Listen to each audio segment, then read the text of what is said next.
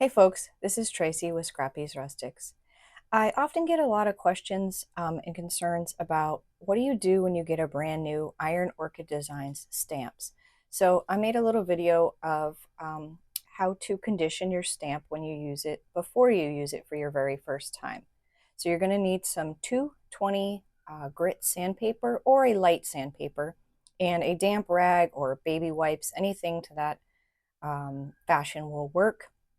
I am by no means an expert. I'm just showing you what I've learned over time by just getting in there and doing it. The IOD stamps come with like a factory finish on them. Look how beautiful that stamp is. Woo! This is called a seashore stamp. It's two 12 by 12 sheets, and my goodness, the details are amazing. Um, the IOD, they come with a factory finish. So basically, you just want to rub that off so you get a nice, crisp, clean image when you do stamp. The new stamps come with masks, and we'll do a whole thing on masking as well, but I'm going to show you how to prepare your masks as well, so it's easier to find them when you need them. So the stamps come sandwiched in between two pieces of acetate. Sometimes it's a little challenge to peel them off, but don't worry about it. You're not going to break anything. Sometimes even getting the stamps off of the other side of it are very hard to get off, and you think you're going to break them, but you won't. They're extremely durable. So now we took the side off with the stamping side up. That's what we're sanding. This part that you would stamp and ink, that is the side we're sanding. So we're just going to slowly take our sandpaper, that is 220, just use something fine, and we're just slowly going over each and every stamp in one direction. Not hard, but not too soft, just right, right in the middle. So we're going to do the whole thing going this direction, and then we're going to flip it and do it in the opposite direction. Just do the best you can. You don't have to get every single stinking square inch. It's okay. Just, rub it over like we're doing here. Pretty simple process. Now you only need to do this once, and this is right when you open your brand new package and you're going to use it for the first time. However, if you used, say, a lot of acrylic paints or used a lot of inks and you really didn't clean your stamps too good, if you notice your image isn't as crisp as it used to be, you can totally do this process again, and it should help with your image. It'd be the same thing. Go over it light with a 220 sandpaper or lighter, and then you're just going to wipe away the dust, the sand dust, with a baby wipe or a damp rag. Now I do it again just to show you one more time, but we do speed it up because I don't want to bore you to death. And then you also want to make sure you leave your stamps, oh, don't put your other piece of acetate over this until your stamps air dry, which is only a couple minutes. It doesn't take long because you don't want to trap any moisture in there.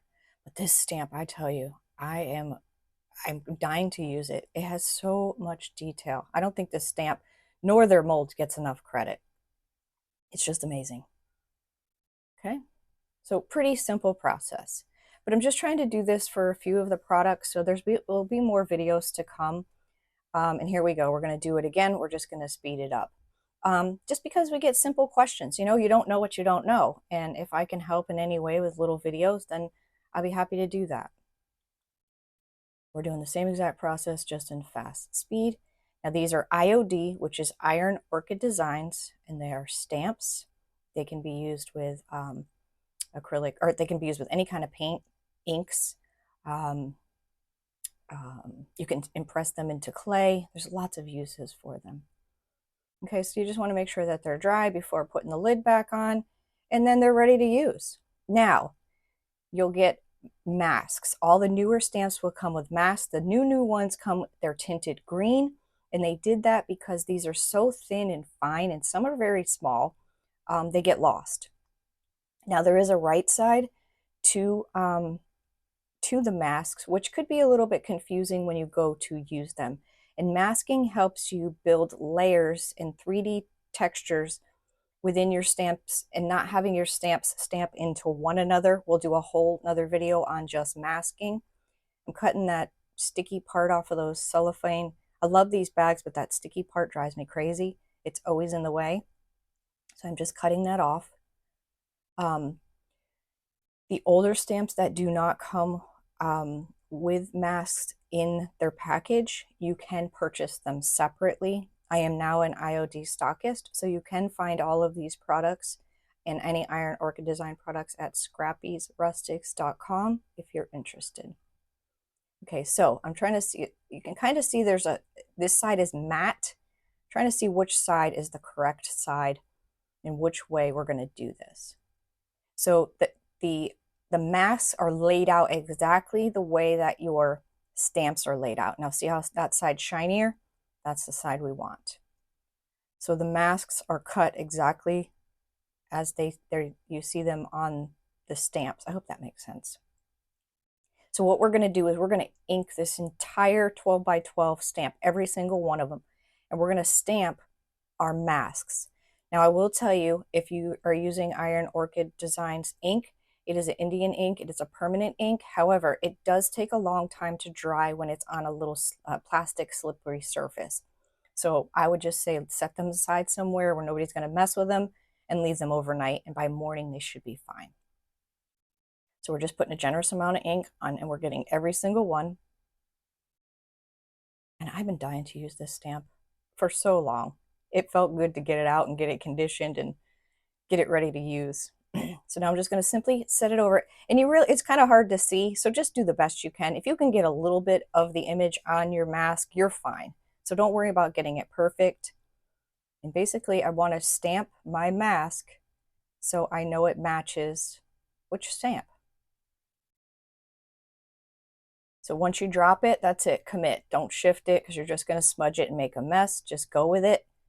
Hold it down with one hand, and the other hand, you want to rub every inch of the stamp because there's not enough weight within the stamp itself to make full contact with your surface underneath.